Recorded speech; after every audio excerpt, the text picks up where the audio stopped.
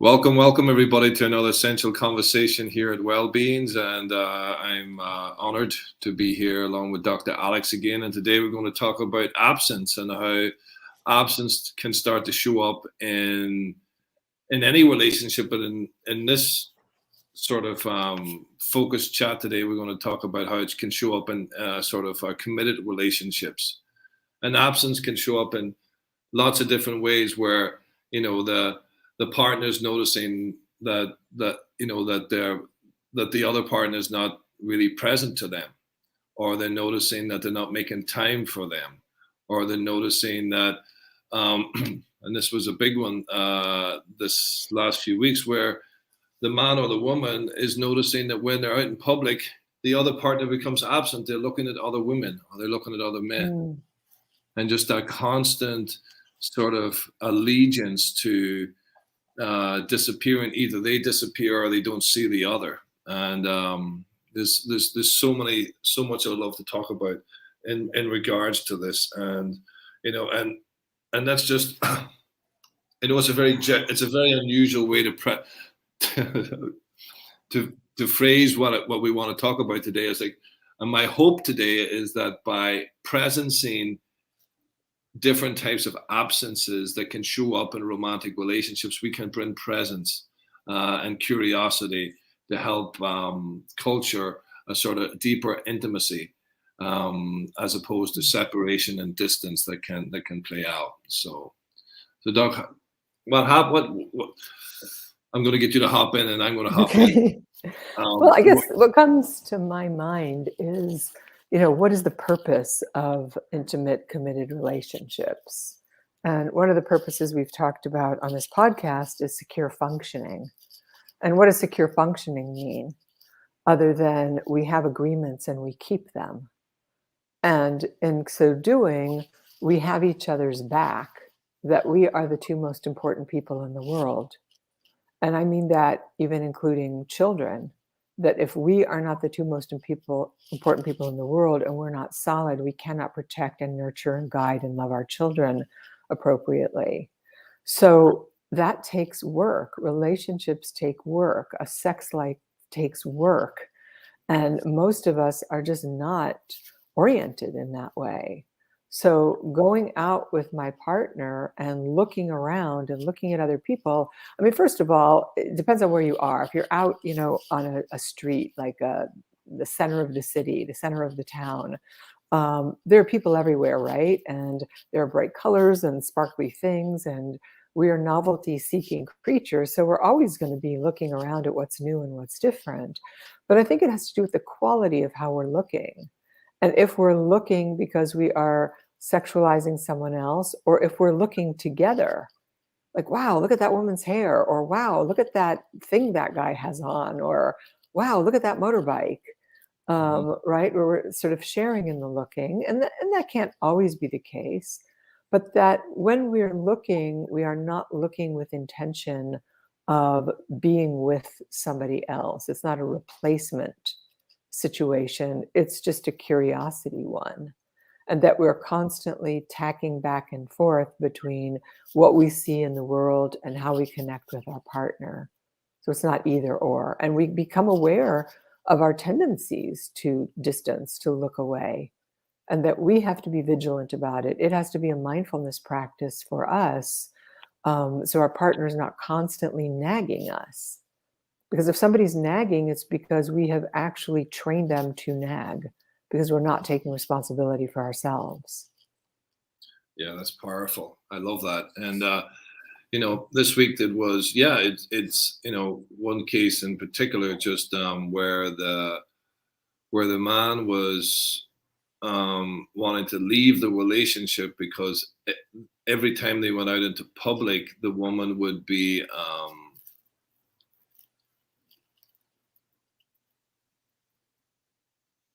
energetically connecting with men, staring, not just looking, staring at attractive, well-dressed men. The woman, they are a beautiful couple, the two that's been referred to here. And the thing that is really And I love what you said, where you could look at the together. And what was happening in this case was when it would be presence, the woman would be defensive and said, "I'm not looking at anybody," you know, or Yeah, that's gaslighting, yeah. right? So when that shows up, and and another version of that is just like being in a family, with a couple of kids, and then not being around, like joining all these different, sort of, the head of the school, the head of the bank, or the sort of these different roles outside of their work life that has them very seldom ever at home. And Mhm. that sort of absence, how that eats away at the intimacy within a relationship, and how the wholesome sort of family, that solidness that you're talking about, how when that's there, and then the ambivalence that the person has around, like, being in a relationship and being out, it's all confused. That was powerful to I'm seeing a lot more of that in the practice, where there's this time urgency and busyness that has people elsewhere than in the family. Yeah. There's always something else, someone else, somewhere else to be, and we take our partners for granted in that process. And we don't manage what Stan Tatkin calls thirds very well. And that becomes a problem. And, there's always a child, an in-law, a sibling, right? A best friend. Somebody is going to be impinging somewhere, some way. And so if the couple aren't in agreement about their coupleship, about how they nurture that garden, then there's always going to be something pulling our attention someplace else. And, people get into these relationships. I hear this all the time from men, like they have to ask permission from their wives to go mountain biking on the weekend, or they want to take a weekend with friends and go fishing or something like that, which just seems so, in a way, claustrophobic and a weird dynamic to me. We shouldn't be asking permission and feeling like we're going to be denied from our partners if we're showing up in a relationship appropriately. If I have my eye on my relationship and I'm connected to my partner, I'm happy that he's going off to be with friends on the weekend, or going to do something like ride his bike because it makes him feel good. And when he feels good, he's in a better mood and happier to see me, as opposed to this cloying, possessive thing that says, you can't do this and you can't do that because I'm demanding that he spend time with me. Yeah, That, well, that becomes an ugly dynamic. it speaks to what's missing. It speaks to the sort of the absence that's there, and during the rest of the week, it speaks to something that's there's obviously a lack of connection, presence, Mhm. intimacy, where there's already depletion in the relationship when somebody's having to ask for permission to leave because Right. somebody's Because already there's somebody's already left. Yeah, there's a power struggle about, I can't believe you're doing that, or I can't believe you're leaving me at home with the kids alone, or what about me? It's about what about me, me, me. And I think that does have to do with depletion when you talk about that, and just a real lack of conversation about what both parties need and what the family system needs in order to function. Yeah, well, like what I have noticed is, this a mixture between competition and resentment, especially in a family with its kids. Like, well, Mm. like, you're not doing this, or I'm doing all the work, and you're not doing that, and And it comes back to something you've said twice already today, Doc, which is these agreements, like to have a clear, solid communication to discuss and to have a sort of course, a flexible sort of. Sort of boundaries, but could you share a little bit more about those agreements that can allow each person to share what they're able to do in a relationship, and then what the relationship needs to keep it flourishing?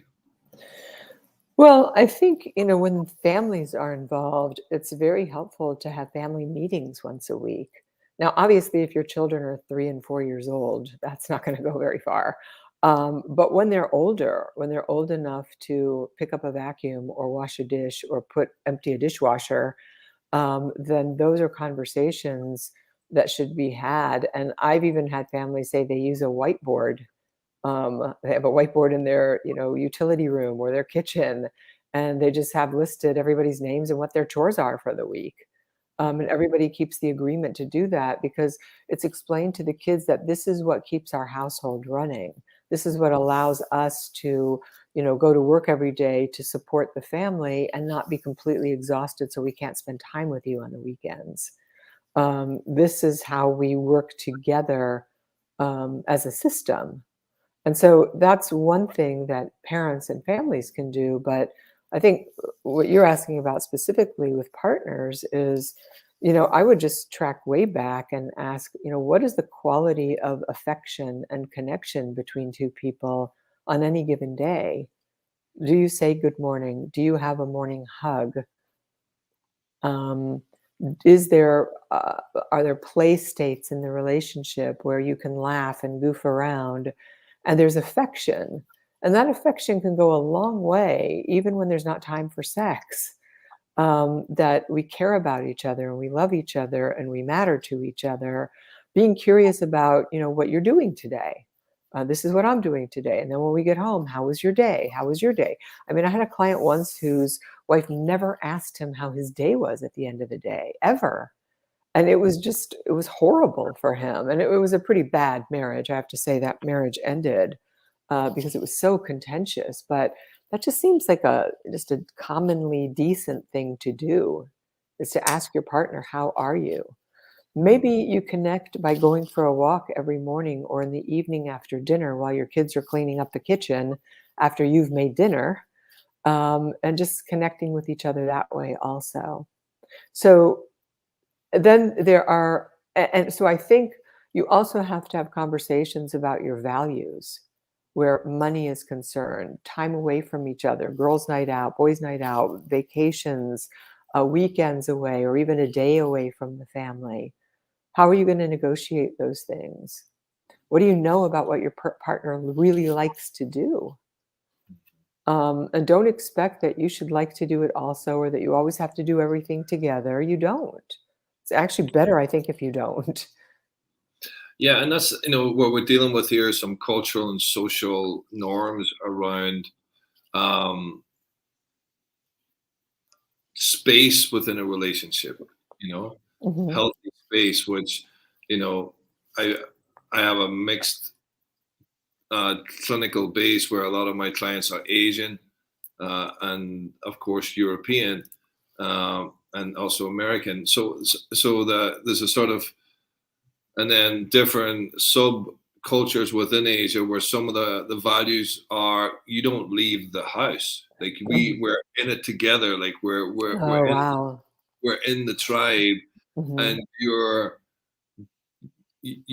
needing time by yourself is deviating from the family tribal values that have been culturally ingrained over generations into the Yeah. man and woman. So it's this, and then of course within that sort of structure, there's so much infidelity because you can't sustain it and it's not being expressed, but then it gets expressed in other ways. Yeah. So I see that happening a lot, and like, could you share a little bit more around the importance of individualization and separation within a healthy relationship? That's really challenging when you've got these age-old restrictions that were very adaptive at the time. Clannishness was crucial at a time when we weren't modernized. It's how people survived, literally. They weren't, eaten by some beast or killed by a neighboring tribe or something like that. And they get passed down generationally without being questioned, without being updated, without any kind of critical thinking about it. And it's really not working for anybody, which is what's so distorted. I mean, we can see this the world over. And a lot of these traditions and mores just don't work today. And yet we strangle each other with them, and they create more pain than if we were to be more flexible. So I think when it comes to culture it really is on a case-by-case basis. How does a couple that's coming together, maybe a young couple that's getting married, sit down and talk about what of their family of origin traditions do they want to keep and what do they want to stretch a little bit? And how are they going to do that without leaving the extended family, but also without, setting themselves up for failure? So that I don't think there's a quick or easy answer for that. I really do think it's a case by case basis. Yeah, and these cultural hand-me-downs. There is some, sort of, I would call them sort of intergenerational legacies, and there's beautiful light in it, and there's shadow in it as well. Yeah. And yeah, just what I notice is, if you're in a relationship and there's these sort of hauntings that are there, just things that every culture has them, it's like where it's interfering. I think it's important to talk about it and to communicate it, or if not, to go and get some help and support from a therapist to be able to find your way through possible minefields that absolutes, these sort of rigidities that are outdated, that can really impact the breathing space in this instance in a relationship. Yeah. And I talk about it a lot in the past in our podcast, but this importance around closeness and togetherness, and at the same time individualization and separation. And we need both, I think. Doc, what's your thought on that? Well, just back on the cultural piece a little bit. I forgot what I was just thinking about that. Just how do people honor their culture and build their own new culture? And especially if what they see is that there's a pattern of infidelity in their families, because that's just how everybody does it, to ask themselves, is that how we want to do it too? That it's going to be a don't ask, don't tell, and one of us will eventually cheat because that's the way our culture does it? Or do we want to do something different in this relationship? And we might not know what that is, but the act of going and talking to a therapist and talking out loud about it will help us figure out together how we want to do this differently. So I do think there's a place for a conversation there, to do something different so that we don't inevitably hurt each other. Yeah. So on this matter of separate and togetherness, I mean, this is what the Tao Te Ching writes about. These are paradoxes in many different spiritual cosmologies from the beginning of time. And these are paradoxes in nature also, that we have to have, and the way that human beings are constructed is that we both have to have our autonomy and our attachments at the same time. And they seem contradictory, but they're not. They're necessary. If you think about the human infant is born and is symbiotic with the mother from day one, completely reliant upon its survival. But if that creature, that being is going to flourish, over time, it's going to start to take its own shape. And when it becomes a toddler, it's going to start to toddle away, walk away.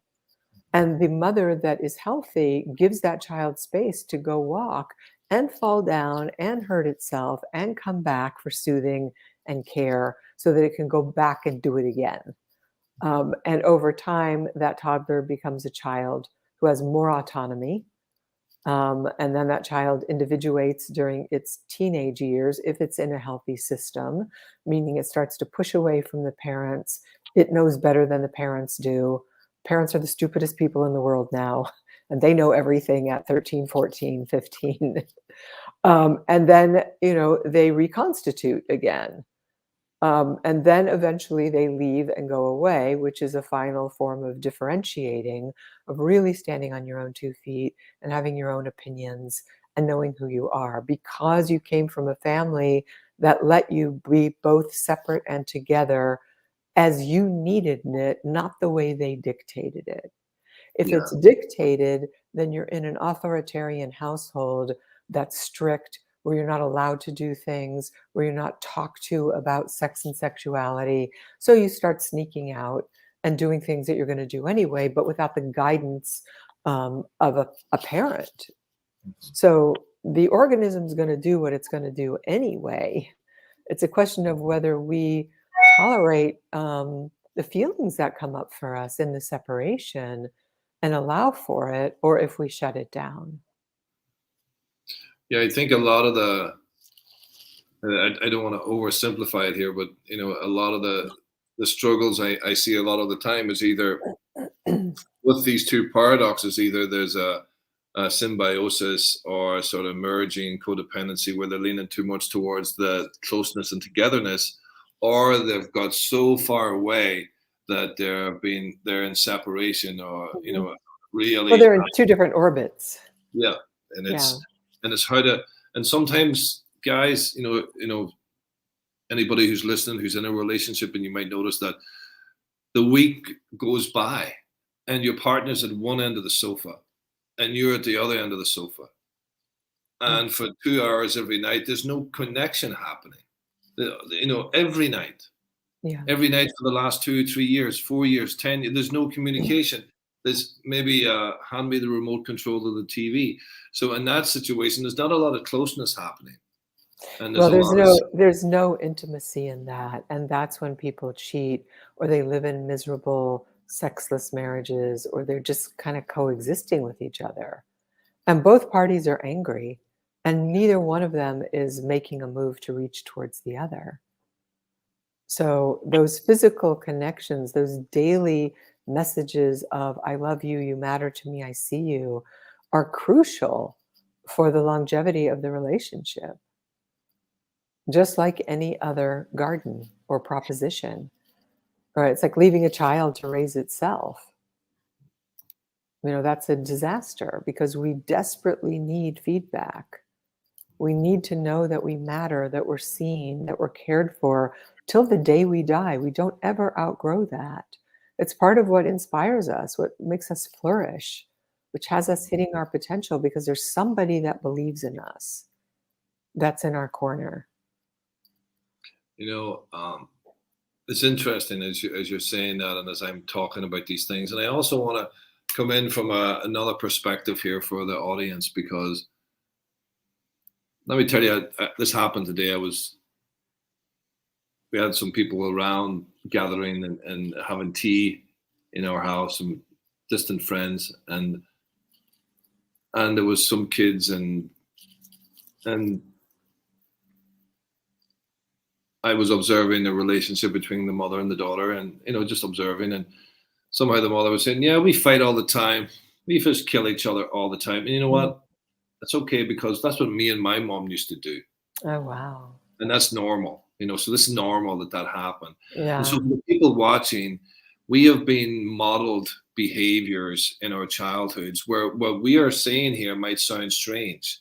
It's like, no, like my parents sat on either end of the TV, or either end of the sofa for 35 years, and they didn't do them any harm. You might be thinking that. Yeah, right. They're still together. they're still rocking it. Right. Well, it's still together, not talking to each other. Yeah. So these old hand-me-downs, again, when we come from broken family systems, like you talked about authoritarian, or dictatorship, I like to see it as, where you do what you're told, and as a consequence, that level of control, and how that might show up in a relationship where the husband has always been put in the audience because the woman's dictating and controlling, or vice versa. Yeah, I mean, that only leads to rebellion in kids. I mean, that's the only place that leads to, because they can't express themselves as they're growing and changing. So they're going to find a way to do it. And it's not going to be a pretty picture. It's usually with drugs or alcohol or sex or something like that, because there's nobody looking out for them and saying, wow, you got a lot of energy. You need to express that. Let's find constructive ways for you to do that, as opposed to just shutting it all down. But yes, these things that we see, we repeat what we know, and then we think it's, quote, normal, but we're not happy. Yeah. And that's the thing, we never ask people that question. If you ask people if they're depressed, they'll tell you immediately. People are happy to talk about their depression. But if you ask someone if they're happy, they're sort of like, what a weird question, or I don't know the answer to that. Because it's a challenging and painful question to ask oneself. Because if I'm not happy, I have to do something about it. Or I just stay miserable and blame my partner for it, which makes me a victim. And then we can bicker and bitch at each other, and I can blame him for, being a slob, or he's never home, or he doesn't, do anything for me. But meanwhile, I'm just sort of this crusty, mean, old, miserable woman. And it's like, why would anybody want to get close to me at that point? As opposed to me making myself vulnerable and saying, hey, I'm really scared. I'm not happy in our marriage. And I don't even know what my part has been in making it like this, but I'm willing to look at it if you are. Like, what's gone wrong here? What isn't happening between the two of us? Yeah, that blame game is something that I see a lot in couples. So toxic. It's toxic. But again, for the viewers out there, what's the origin of that, doctor, where that dynamic happens in a relationship, where there's always this sort of wanting to be right in a way and make the other person sort of small? Is it also like a sort of superiority thing where they feel comfortable by making them the one that's wrong? I'm curious about your. I think it's a defense against vulnerability also, which can feel weak. Yeah. Right? If you grow up in a family where you don't get to speak your truth about how you're feeling, or if you do, you're made fun of, or you're perceived as weak, then it's just downright dangerous. So better just to keep all those defenses up and not talk about how scared you are, or unsure you are, or how you don't know what you're doing in life, even though you are a 30-something-year-old man. Because there was no one there to say, oh, I feel that way too, or of course you feel that way, or let's talk about it. It doesn't mean you're going to collapse and not go to work tomorrow and make a living. It just means you're having a feeling that you need to talk about. But none of that gets privileged in families oftentimes. And so people are just defended in the way they learn to defend. And this is where I think people can really benefit from Brene Brown's work, where she sort of put this notion of vulnerability as strength on the map. That you're not doing anybody any favors by suffering in silence, or drinking your pain away, or just being angry and shut down. Yeah, there's something profoundly powerful about embracing our ordinary struggles and talking about them. And unfortunately, I think a lot of us come from family systems where we're not taught that part of a secure, normal family life or emotional world is to have these feelings of sadness and loneliness or helplessness, or that is part of a normal life. Like, this is important, and it's really healthy to express them. I know I didn't get modeled that. The only model I got was anger, and that's what happens a lot of the time.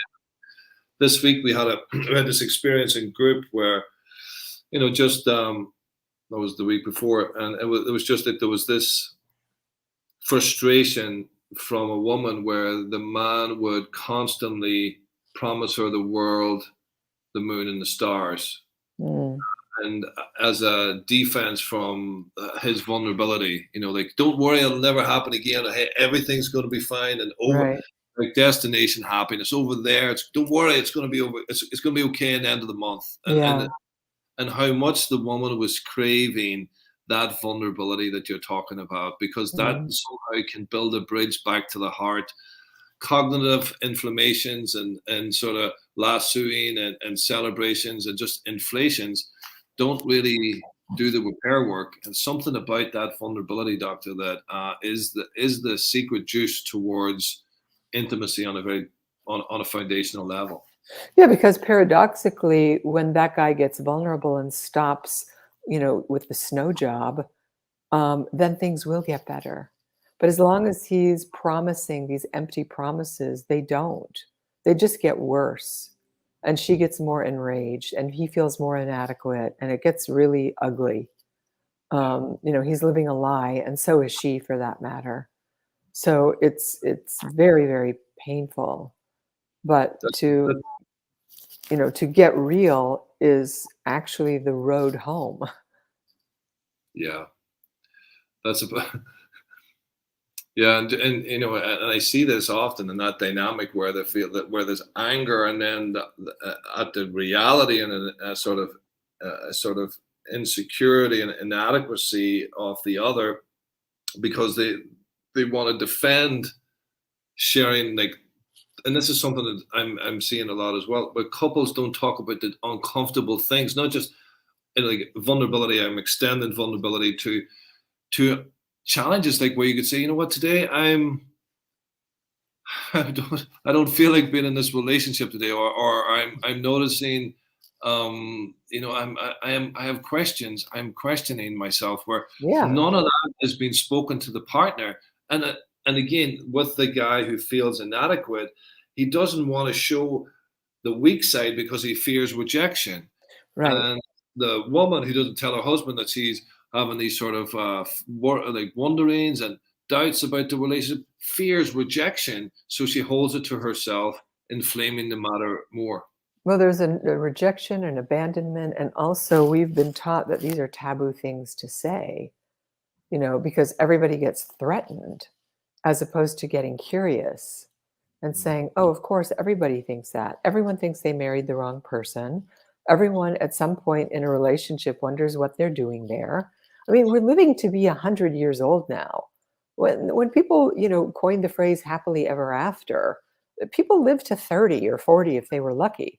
I think that's why the phrase came about, because there was concern about people dying from the plague or dying young or their children dying. So it was a blessing. May you live happily ever after. In other words, may you not die prematurely. But now we have these lifelong relationships where we're different people from decade to decade. So why not sit down and reevaluate, how are we doing? Mhm. Oh, we got married when we were 20. We're now 40. Who are you? And who am I? I don't even know who I am on any given day. So let me tell you what I know about myself or how my interests are changing. And that might feel very scary and threatening, but it's honest. Yeah. And it will do one of two things. It will bring you closer together, or you'll start to get honest about how your values have changed and how you're really different people now, and you don't want the same things any longer. And rather than cheat on each other, why not be adults and figure out a way to separate Mhm. consciously? Let's say one person is becoming more and more interested in living close to nature and more of a conservationist and doesn't want to accumulate a bunch of garbage in landfill and doesn't want a bunch of furniture and doesn't want stuff anymore. They want to go live close to the land. And the other person is very cosmopolitan and loves the city and restaurants and clothes, and they're a consumer. Right? And this is what they've grown to, and they're different. Their values are different now. Can we love each other and say goodbye to each other in a way that's constructive instead of beating each other up, calling each other names, shaming and blaming each other for our differences? Mhm. Well, that is, just as I feel that dynamic that you're presenting here, say, well, like it takes so much in my mind, like it's like we've been together for 10, 15 years or whatever it is, and my partner wants to live in the woods, and to be able to talk about how important that is, and also how courageous that is for the Hmm. love. Like, can I love Yeah, you enough to let you let you, go. instead of keeping you in this cage because I feel too fearful to be in the world by myself again. That's right. Right, and a lot of people do that. They leave because they're afraid financially or they have never worked before. So they're using their partner for financial reasons, or they're using them because they need a mother. They need someone that keeps stability in a household and a family together, but because they don't know how to do that. So it becomes these arranged marriages exist all over the place. But I think people would do much better to name the arrangements, that this is why we stay together. We stay because we've built this family for 30 years, and it would be a disaster to separate our finances. And now we have grandchildren. And so, how are we going to coexist now when we're so different from each other, or somebody's just not sexually attracted to somebody anymore? This is a huge one here. Like, where is the line, Doc, where somebody isn't attracted to somebody anymore, where that can be rekindled versus where it's gone? And what has it gone? Well, it depends. I mean, I've had people tell me they were never really sexually attracted to their partner when they married them, that they thought they would be a good mother. And he liked her values and he loved her family because he didn't come from a functional family and she did. So it was really about, I'll take 3/4 of the pie and I know a quarter's missing, but I'll live with that. But the truth is, he didn't live with it. He cheated on her for the duration of their marriage. And so then they get into this position where 35 years later, it's too hard to leave because they're adult children and grandchildren now. And the loss is massive. And so what do you do with that? If you've never had that attraction, you're certainly not going to have it as you age together. For some people, I think it's this missing intimacy that we're talking about, Nigel. When you love somebody deeply and you're connected to them, you accept that their bodies are changing, that they're aging, just like yours is. And you laugh about it together, or you grieve about it together, or you talk about how your bodies don't respond sexually the way they once did, but that you have all these other, beautiful sexual moments together that maybe aren't necessarily about having intercourse, every week or every month. But you are cuddling or you're orgasming together or some kind of sexuality because you're talking about that too. That's like a whole other conversation, right? Yeah, that's. I think we can come back and just do a Yes. podcast on talking about Yes. what we Sexual enjoy. desire, right? Yeah, So all of this comes back to how much am I willing to reveal myself through conversation with my partner? And it's especially difficult when it's gotten very frozen or there's a lot of anger there. And your partner's going to be reactive because you're in this pattern of reactivity. To say, I don't want to be reactive. I don't want to fight.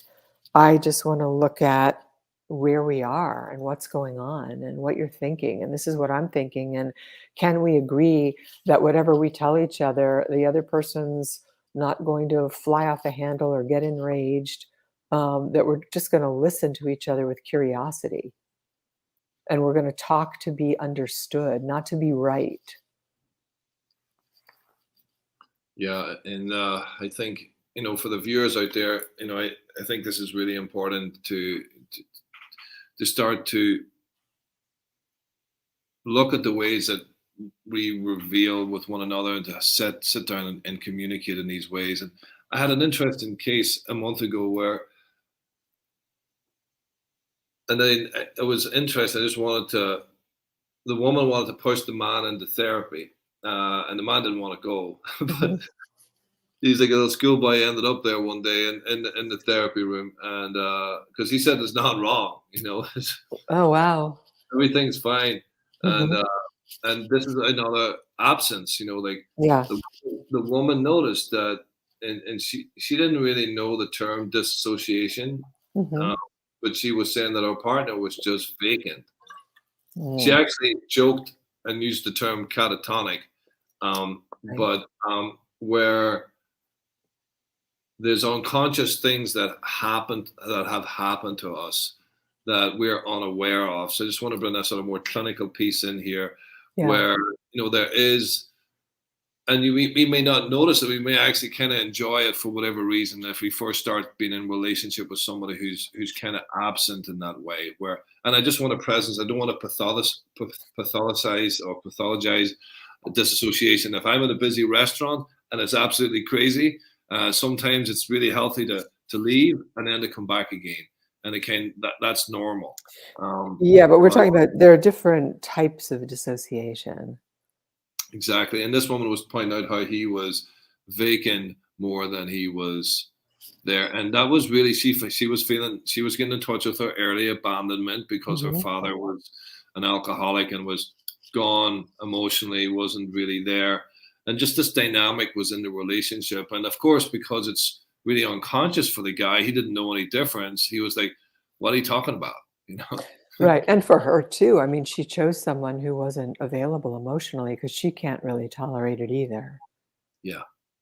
So these sort of dynamics, where we are, when there's a sort of dynamic where we can't really feel our partner, and the partner doesn't want to do therapy, then it's important for you to get support on some level to help you understand what you've brought into the relationship. You're a part in this. Why is this happening? Yeah, well, I would say she doesn't have a part in his dissociation. That goes No. way, way back to his family of origin, his trauma. But she's coming to a realization that she's living with someone who feels catatonic to her. He feels frozen. He's not there, and she wants more. So maybe that's about her personal growth and development. And all she can do is say to him is, I think I chose you because I had a father who was absent and I didn't know how to be intimate with anybody. And so the closest I could get to somebody was with you, because we were both unavailable emotionally. But as time has gone on and I get older, I want something more. I want more closeness, more connection. And I don't think you can give that to me through no fault of your own. You just can't. Yeah. So we can either try and work on this together. You can get into your own therapy, or maybe it's time for us to separate here. Yeah. Right? I think that's where it's going. But yeah, she's on a journey to understand why she was attracted to this particular. She had an unavailable alcoholic father. That's why. Yeah. She chose exactly what she knew. But to her credit, she's not just blaming and assaulting him now. She's seeing like, oh, this is the best he can do on any given day. So rather than, beat him up and emotionally abuse him, time to go. Yeah. And, there's something, and again, for the viewers listening out there, and this is another example of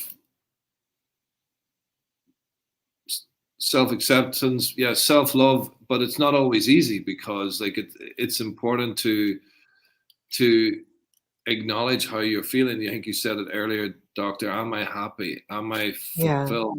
Yeah. Is this relationship nourishing me?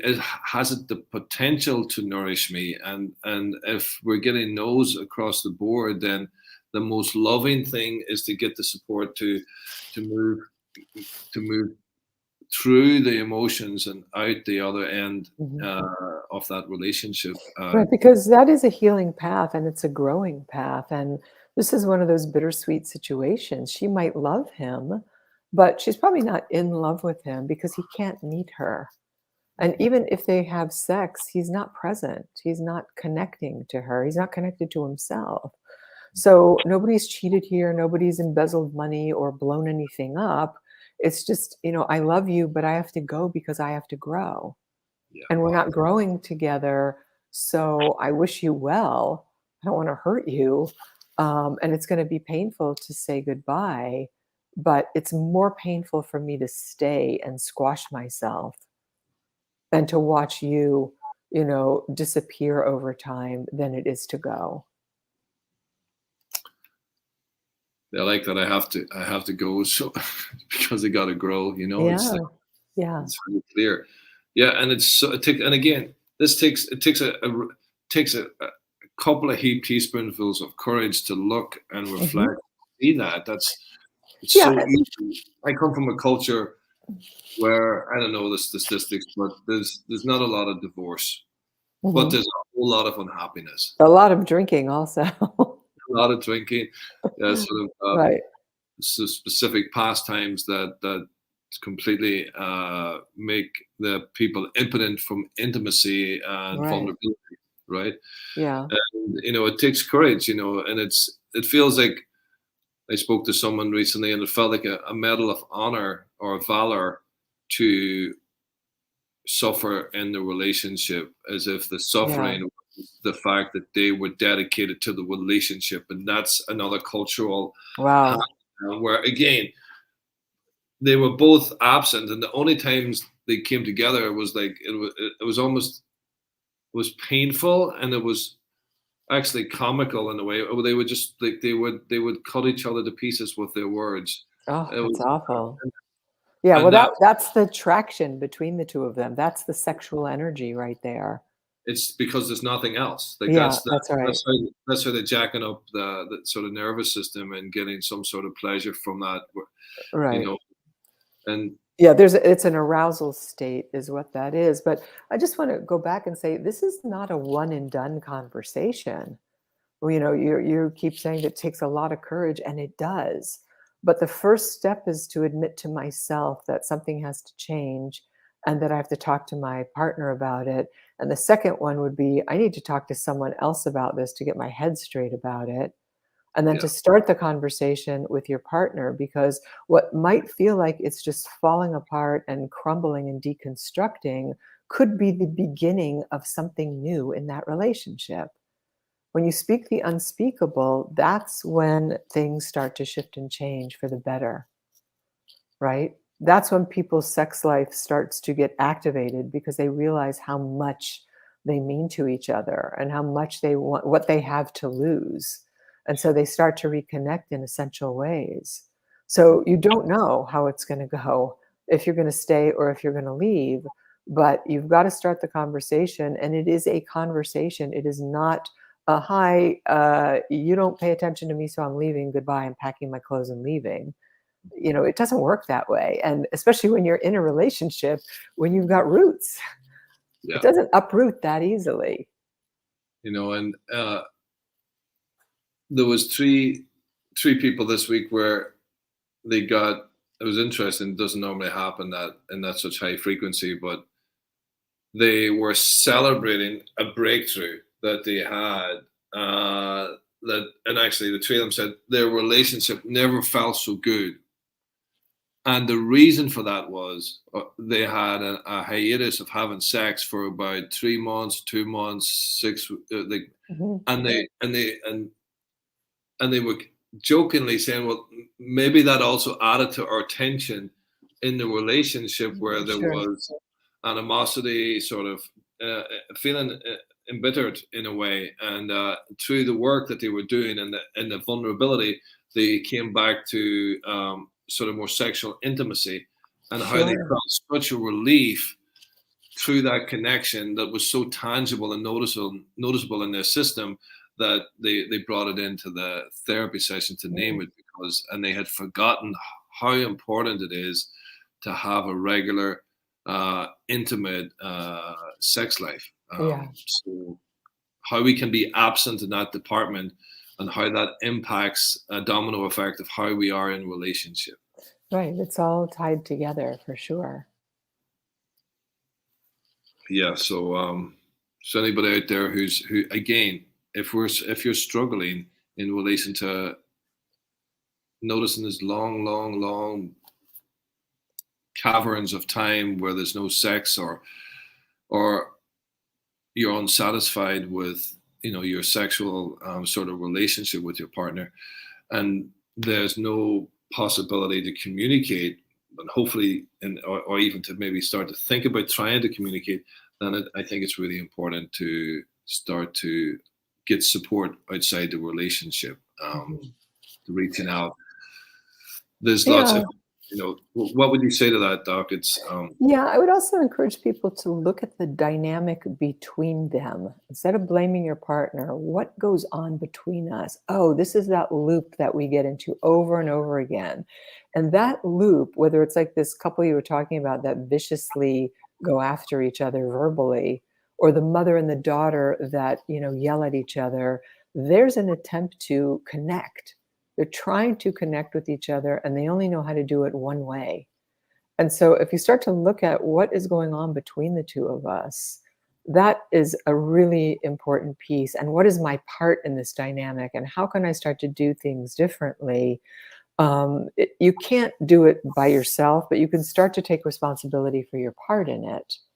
And you can start to gently talk to your partner about how scared you are that your relationship is not going to last, that you're very, very afraid of losing each other because it feels so painful and we feel so separate and lost and that we can't connect with each other. And what should we do about this? So that you're working together as a team. What are we going to do about this? Not, I'm dragging you to couples therapy. What are your ideas? And then pay attention to what your partner's saying. You know, if they say, I don't have any ideas, or I'm sick of this, or it's done for me, then you really have to hear that. Or I was hoping you would ask, or I don't know what to do. What do you think you should do? Oh, well, you know, I have a friend who's got a friend who recommended a therapist. Yeah. Or a counselor or somebody, or let's go do a workshop. Let's do something. Yeah, that's at least presence together, the right. trouble. And again, just for all the viewers listening, it's so important, this thing that we've learned to do since we were kids, called talking, communicating, and we kind of often lose focus on how it's so important in a committed relationship that there's this constant curiosity and communion and connection with our beloveds. And they may not feel like our beloveds, but there's a possibility of coming back to that through presencing the turbulence, presencing the ambivalence, presencing the distance. And yeah, it's a two-way street. And even if the relationship ends, wouldn't you rather it end by knowing more about yourself and having compassion for your partner, so that energetically, when it's over, it feels clean, as opposed to people who divorce and they just hate each other till the day they die because they never let go of each other. They stay in the relationship in this really toxic way, that just sounds horrible to me. So why not give yourself the gift of sorting this out for yourself and for your partner, if you ever really did love that person, and saying goodbye in a conscious, kinder way, at least. You know, and that is, of course, assuming the person isn't violent or, you know, dangerous. Yeah, that's a whole different deal whenever Right. there's violence in the family home, Sure. or in the relationship. But this has been great today, Doc. And you Yeah, know, thank you. for the viewers out there, if you are noticing sort of any sort of challenges or turbulence or distance in your relationship, communication. You know, we got to start to create the space and the time to notice how we are and to bring ourselves towards the people who matter to us. And even though it may feel challenging, difficult, uncomfortable, edgy, oh, I might feel a bit ashamed about this or a bit guilty about this, that's the building blocks that build the pathway back to the heart again. And if you're noticing you're shouting a lot with your partner, then it just means your hearts are really far away. And this is the bridge that really helps us come closer together, where we don't have to shout at one another, and we can start to the process of possibly coming closer together again, and challenging these long, painful absences that really amputate intimacy.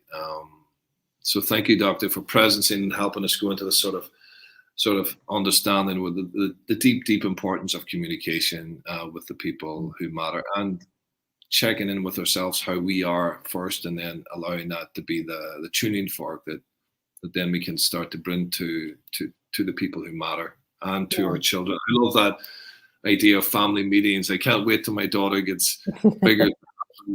Conferences in the kitchen, you know, Right. and empower everybody to take their part in the family. That we can't do this thing by ourselves. We need each other. You know? Right. All right. Well, thank you, Nigel. It's been a pleasure as always. Thank you, Doctor, and everybody out there. If you've got some benefit from this, please like and comment or sort of subscribe. Also send us any messages if there's topics that you would like to speak to. We'll be back next week, or sorry, next month with the doctor. So this is going to be an ongoing sort of space for you to find some answers to these deep sort of questions in relation to intimacy. So thank you all, and thank you, Doc. All right, thank you.